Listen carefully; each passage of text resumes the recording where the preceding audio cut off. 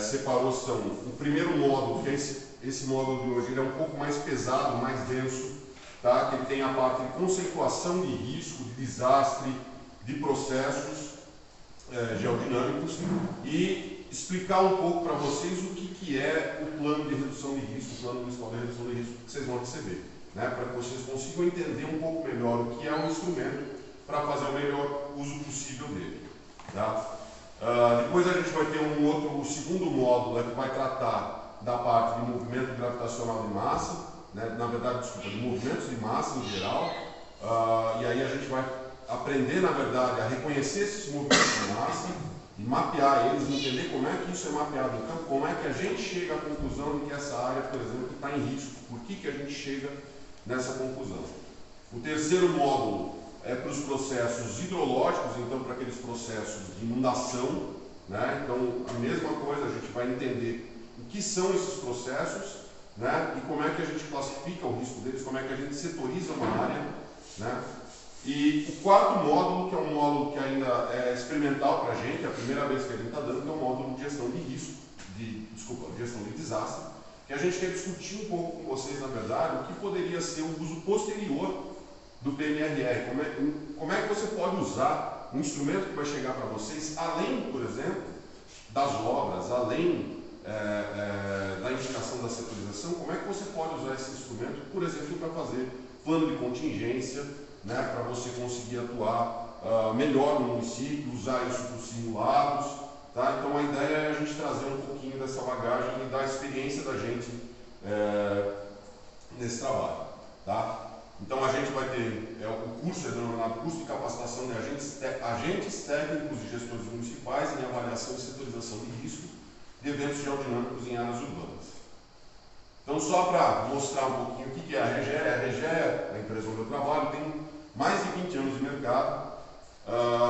O sócio majoritário da RGE, quem fundou a empresa, o Oswaldo, ele fez parte do IPT por muitos anos, ele fez parte da equipe que fez a Carta Geotécnica dos Morros de Santos, que é considerada a primeira carta geotécnica e de riscos do país, né? Lá em 78 eles iniciaram esse trabalho, entregaram em 80, ele era parte dessa equipe, então a RGE tem como um dos principais núcleos de projetos da gente a parte de mapeamento de área de risco, e na parte de gestão de risco, né, a gente tem a experiência, a gente tem PNRE já em 3 estados, a gente fez atendimento de emergência junto com o Instituto Geológico, né, o pessoal da Casa Militar que faz os acionamentos, e a gente, quando estava junto com o Instituto Geológico desde 2014 até esse ano, aqui foi o nosso último ano de contrato, encerrou agora. Então a gente fez diversos atendimentos de emergência aqui no estado de São Paulo.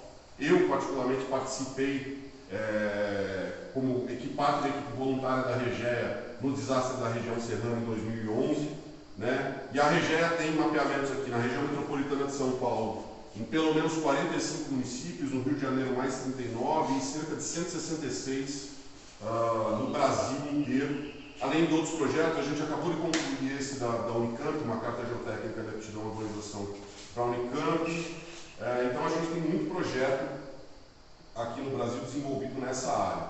O mapeamento, a metodologia que existe hoje da CPRM é baseada em um trabalho que a gente desenvolveu para a JICA, né, em 2015. A gente vai ver inclusive algumas fotos desse trabalho também. Tá? Então, a UGRI 2, que eu estava comentando, é esse montante aqui de municípios, né? A gente está trabalhando então hoje, esse curso é voltado para o que a gente chama de lote 1, que são os municípios aqui me corrijam se eu estiver errado, mas chama Vale Histórico, é isso, né? Que é Bananal, Arapeí, Silveira, São José do Barreiro, Queluz e Areias, obrigado.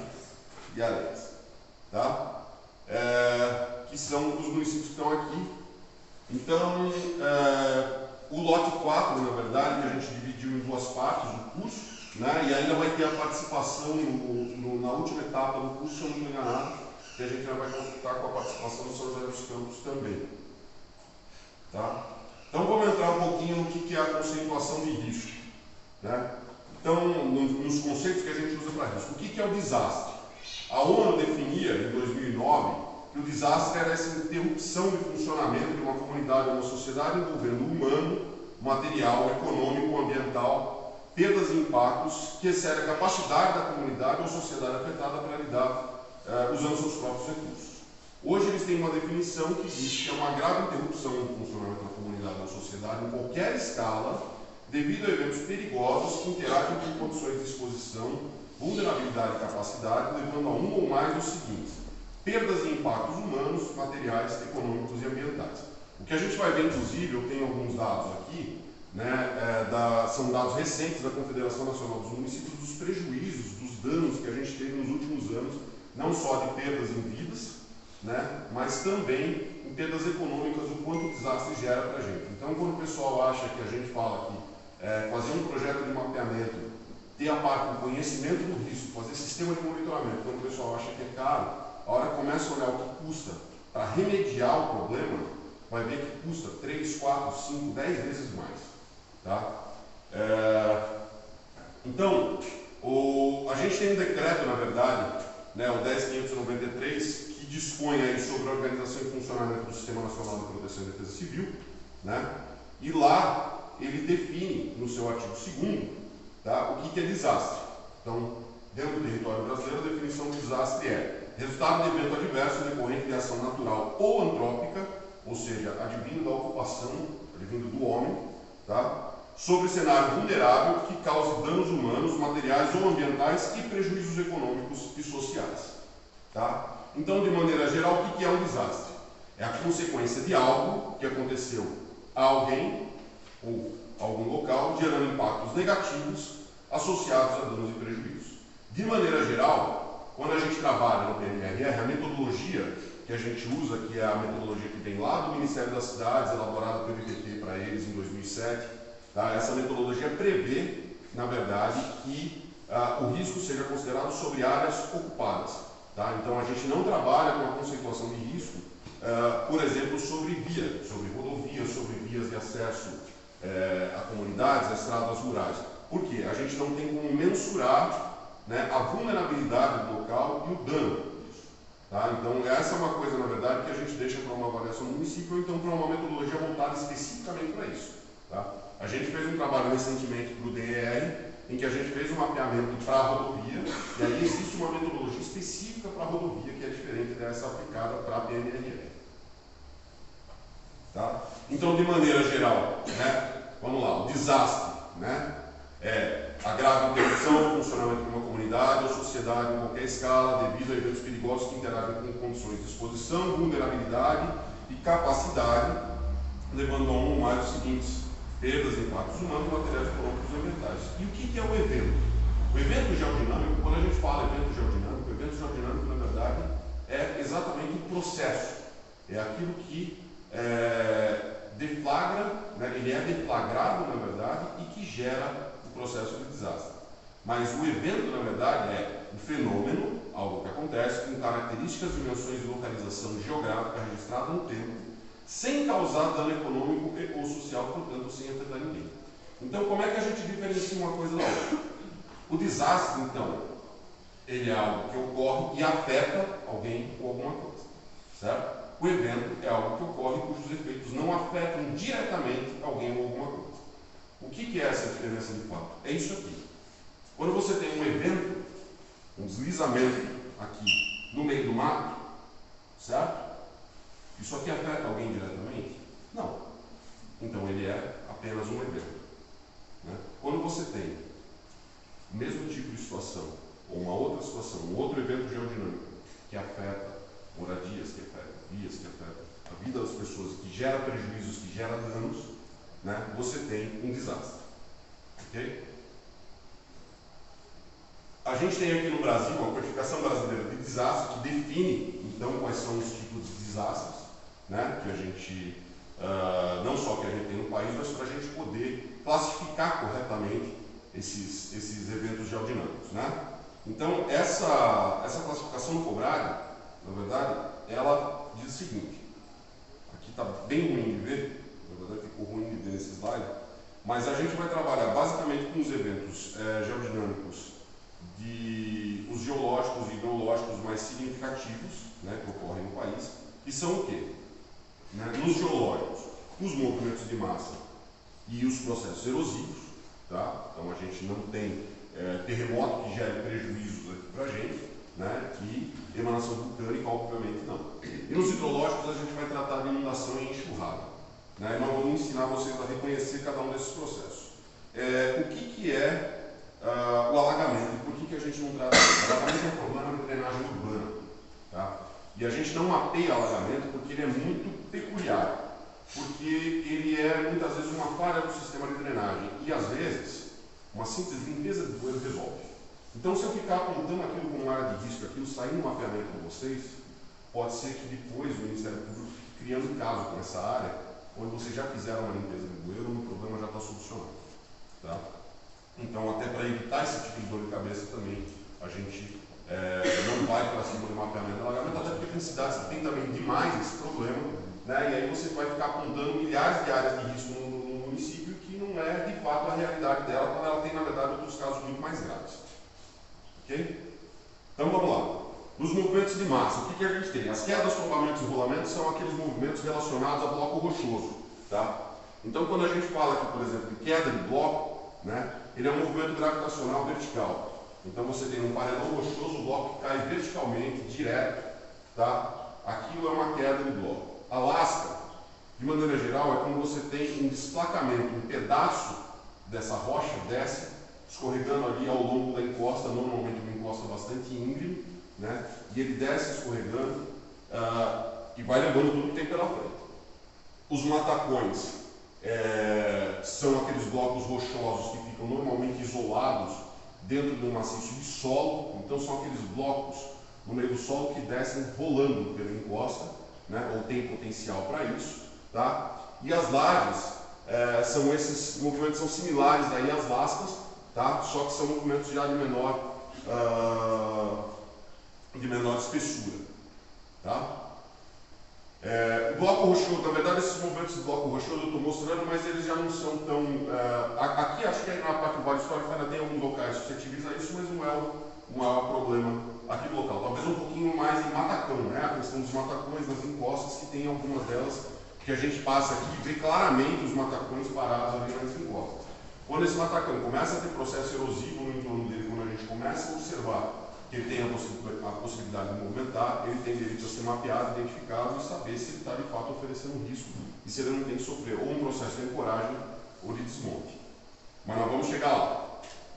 Os outros movimentos de massa que a gente vai trabalhar, então, são os deslizamentos, esses são os mais corriqueiros, né? Então a gente tem os deslizamentos, de maneira geral, a gente separa eles né, por material, a gente separa entre deslizamento em solo e em rocha, né? E a gente separa eles em 3 tipos que nós vamos chegar lá na frente e vamos ver. Que é o planar, que é o mais comum, é um escorregamento normalmente raso, ele tem normalmente uma dimensão muito bem definida, ele é bastante fácil de identificar e é o mais comum de todos eles. Tá? Ele movimenta uma quantidade relativamente pequena de massa, mas normalmente, né, como ele é bastante corriqueiro, ele é o que mais gera estrago nos municípios. Os escorregamentos circulares, que são normalmente mais profundos, não necessariamente, mas normalmente mais profundos, tá? Atingem áreas geralmente maiores e normalmente acontecem em locais onde você tem solo com grande profundidade no local. Eu vou mostrar também alguns exemplos. O escorregamento em cunha é um escorregamento que é definido por estrutura geológica. Tá? Então você precisa ter uma estrutura, por exemplo, de uma falha, você precisa ter fraturas na rocha em que ela possa deslizar o solo que mantém essa estrutura ainda preservada, ou a rocha que deslize e mostra esses planos. É bem fácil de reconhecer, ele não ocorre de uma maneira tão intensa aqui no Sudeste, a gente vê alguns casos mais em Minas.